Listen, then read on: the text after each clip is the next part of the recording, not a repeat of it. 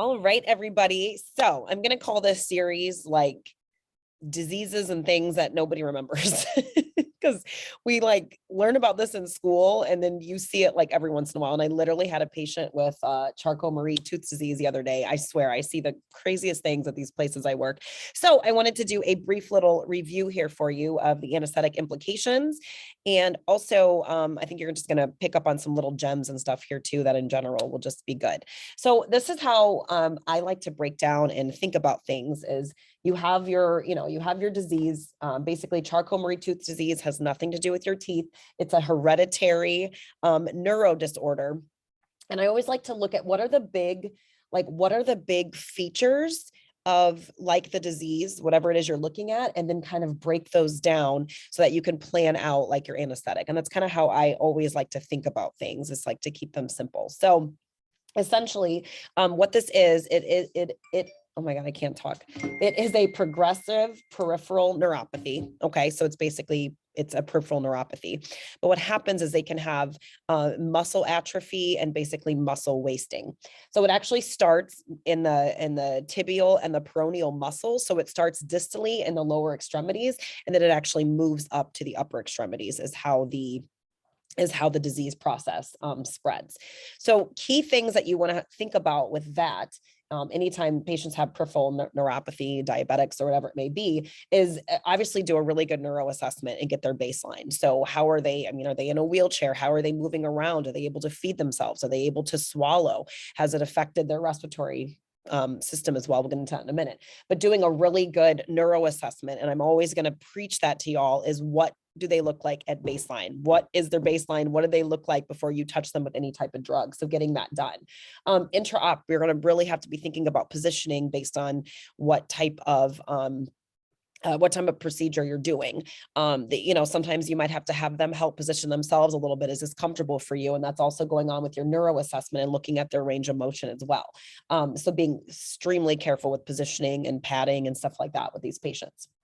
Now, the thing with paralytics is, so essentially they could be very sensitive to them. They could have a delayed onset to your rock. They might even have a prolonged reaction. It might stay in their system longer because they've lost motor units due to the muscle wasting. So they can essentially be extremely sensitive to them. So I would really say just give them, if you can avoid paralyzing them as much as possible, I would do that. But I would give very low doses of your rock and be careful. However, you also might see some resistance to it. So what happens, right? So what happens in any patients, like, burn patients, happens in any type of muscle wasting disorder or disease, is you get an upregulation of your acetylcholine receptors or like even at the neuromuscular junction, right? And another little bonus here. So what do you have to worry about with succinylcholine when you have an upregulation of acetylcholine receptors, the neuromuscular junction? Potassium, right?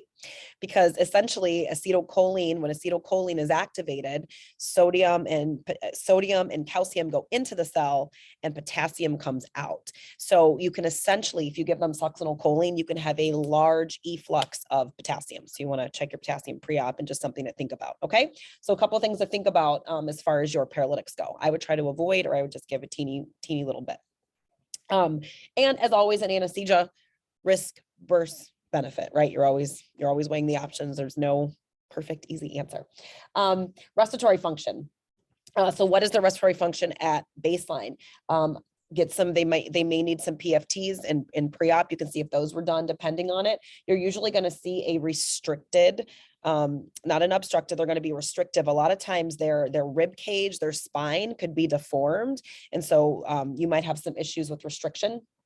Their vocal cords, they might have like issues, if they have any issues swallowing or anything like that. You could have pharyngeal, laryngeal involvement, right? And that can be pretty scary for extubation and stuff like that. And then you can also see some diaphragm dysfunction as well. Okay. So really, really careful with these patients, depending on how they look at baseline with extubating them, right? Because these are obviously going to be huge concerns. All right, autonomic dysfunction. Whenever you see some peripheral neuropathies, sometimes you will see some autonomic dysfunction. So what does that mean for you? Hemodynamic changes. They might be extremely, you might see a lot of labile blood pressures. They might be very unstable hemodynamically once you give them some anesthesia. So making sure you have your ephedrine, making sure you have your phenylephrine, and going easy on those gases. Same thing, sensitive to anesthetics. They might be very sensitive to your propofol, to your gases. So go slow, go easy on them. And they also will be at risk for dysrhythmias. So paying attention to that. All right. These patients also might have cardiac issues. So look for, they're at risk for AV blocks, AFib, cardiomyopathies, increased QT. So paying attention to that QT, looking at that EKG pre-op, looking at an echo if applicable, and looking at their electrolytes. Okay. So all these things being said, what the heck, what is our anesthesia plan, right? So depending on the case, obviously, sedation, MAC always will be a good plan for these patients. TIVA maybe would be a good plan. I did do some digging into the research. They did say that spinals were actually okay on a case-by-case basis.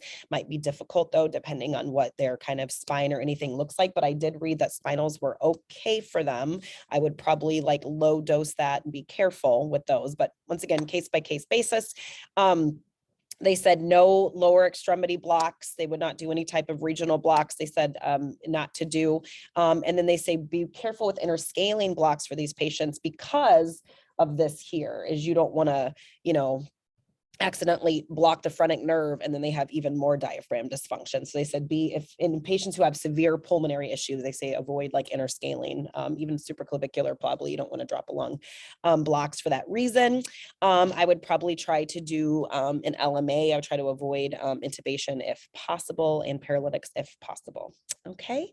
All right, guys, I hope that was helpful. I'll be back with some random diseases at some point because I had to review this as well. All right. Have an awesome day. Happy clinicaling. Bye.